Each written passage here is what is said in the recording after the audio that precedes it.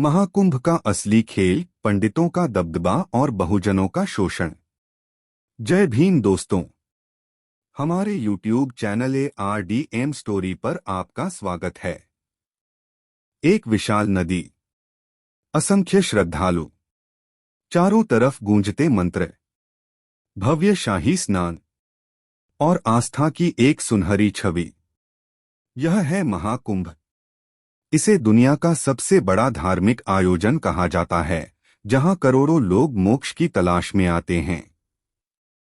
लेकिन क्या यह सिर्फ एक आस्था का मेला है या इसके पीछे सदियों पुरानी एक साजिश छुपी हुई है?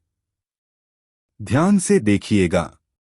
इस आयोजन में एक खास वर्ग विशेषाधिकार भोगता है, शाही स्नान, सबसे ऊंचा स्थान, सबसे बड़ा सम्मान। और दूसरी ओर एक वर्ग बस सेवा करता है, घाटों की सफाई करता है, टेंट लगाता है, प्रसाद बेचता है।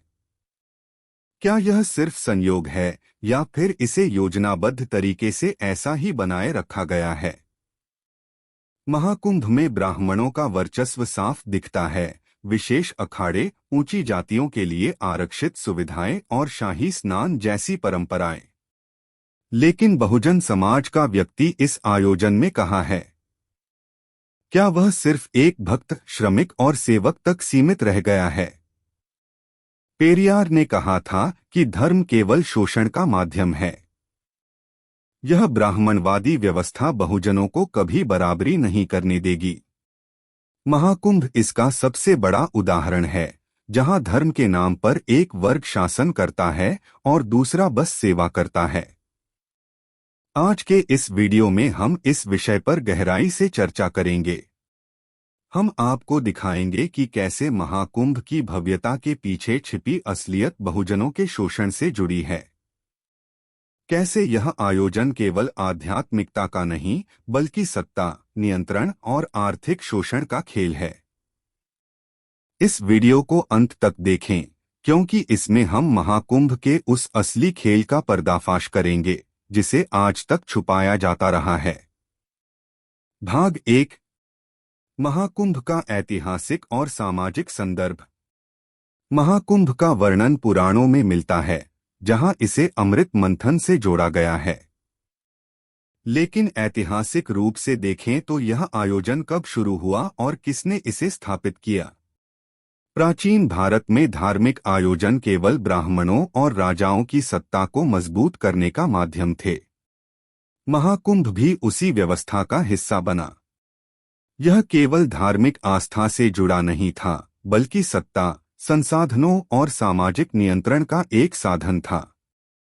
ब्राह्मणों ने इसे धर्म और मोक्ष का रूप दिया, ताकि बहुजन समाज इसे चुनौती न दे सके।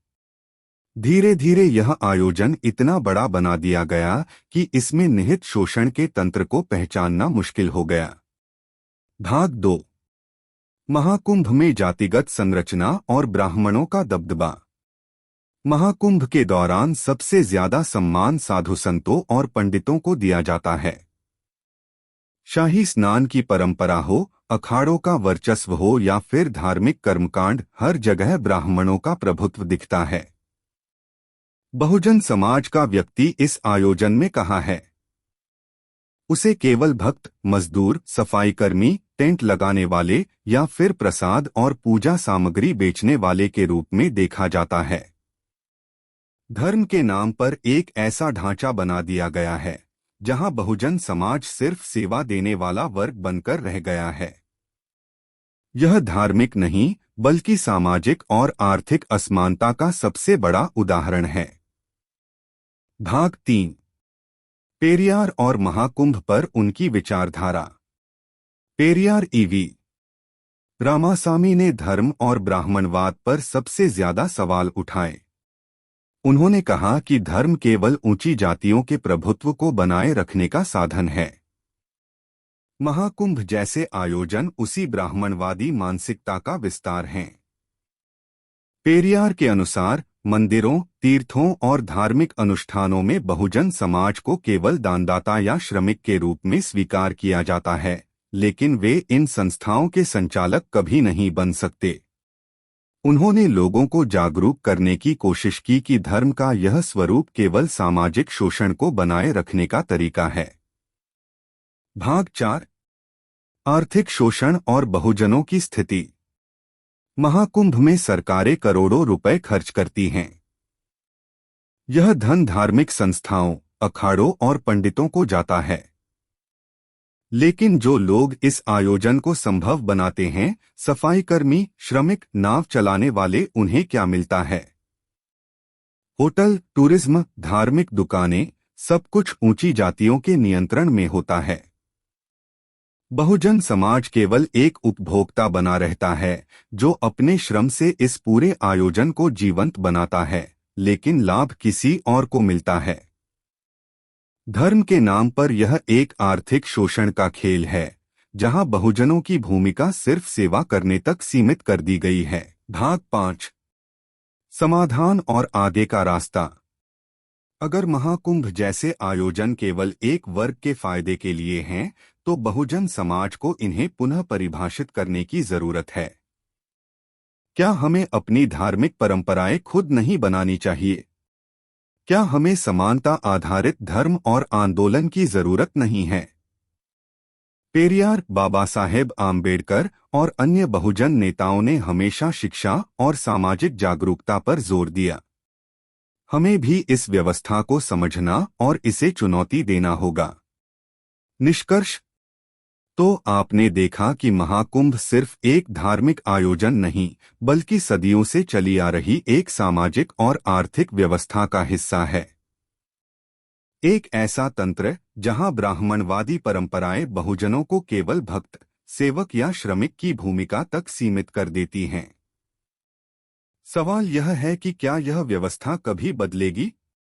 क्या बहुजन समाज केवल इस आयोजन को देखने, उसमें सेवा करने और अपनी मेहनत से इसे सफल बनाने के लिए ही रहेगा, या फिर वह इस ढांचे को चुनौती देगा?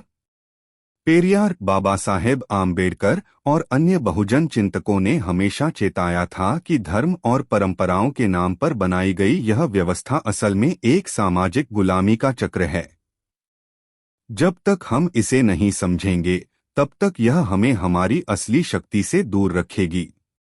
अगर महाकुंभ में बहुजन समाज सिर्फ सफाई कर्मी, श्रमिक, टेंट लगाने वाले और प्रसाद बेचने वाले के रूप में ही मौजूद है, लेकिन आयोजकों, साधु संतों, अखाड़ों और बड़े पदों पर उसका कोई स्थान नहीं, तो क्या यह आयोजन सच में सबके लिए है? समय आ गया है कि हम इन सवालों को खुद से पूछें। क्या हमें इस ढांचे को ज्यों का त्यों स्वीकार कर लेना चाहिए या फिर इसके खिलाफ आवाज उठानी चाहिए? क्या हमें अपने धर्म, अपनी परंपराओं और अपने अधिकारों को फिर से परिभाषित करने की जरूरत नहीं है? महाकुंभ का असली खेल समझने के बाद सबसे अहम बात यह है कि इस धार्मिक आयोजन को किस तरह एक समतावादी और न्यायपूर्ण संरचना में बदला जाए। क्या बहुजन समाज अपने अधिकारों को लेकर जागरूक होगा या फिर उसी पुरानी व्यवस्था का हिस्सा बना रहेगा? इस पर आपकी राय क्या है? हमें कमेंट में बताइए। अगर आपको यह वीडियो पसंद आया हो तो इसे लाइक करें, शेयर करें और हमारे YouTube चैनल ARDM स्टोरी को सब्सक्राइब करें ताकि हम ऐसे ही महत्वपूर्ण और विचारोत्तेजक विषयों पर चर्चा कर सकें।